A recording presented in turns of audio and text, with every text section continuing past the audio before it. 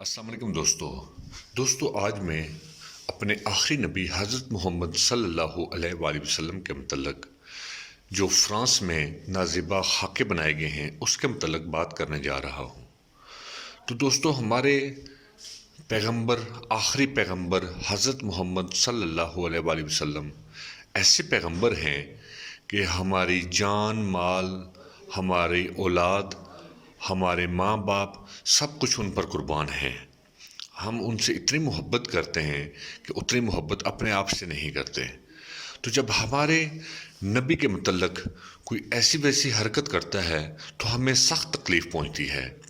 تو جیسا کہ پچھلے دنوں فرانس میں جو خاکے بنائے گئے اس کے متعلق ہم نے اپنا احتجاج کیا پاکستان میں، اسی سے متعلق جیسا کہ فرانس کی جتنی بھی پروڈکٹ تھی ہم نے ان کے بائیکاٹ کیا۔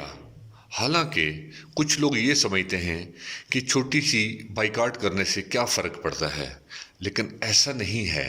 تو دوستو جو ہم کر سکتے ہیں اتنا ضرور کرنا چاہیے، اپنا احتجاج ریکارڈ کروانا چاہیے۔ ایسا ہی ہے جیسے ہم سمجھتے ہیں کہ لو بسکٹ ایک پیکٹ ہم نہیں لیں گے تو کیا ہوگا، ایسا نہیں ہے کہ اگر میں نے ایک لو بسکٹ چھوڑ دیا تو کیا فرانس کنگال ہو جائے گا، یا ٹوٹل پیٹرول پمپ سے 1 لیٹر پیٹرول ڈلوا لیا تو کیا فرق پڑے گا، یا گارنیئر کی کاسمیٹک میں سے چند ایک چیزیں لے لی وہ بھی 1 مہینے بعد تو فرانس کو کیا فرق پڑے گا۔ لیکن ایسا ہرگز نہیں ہے، کوئی بھی عمل معمولی نہیں ہوتا، یہ ذہن میں رکھیں۔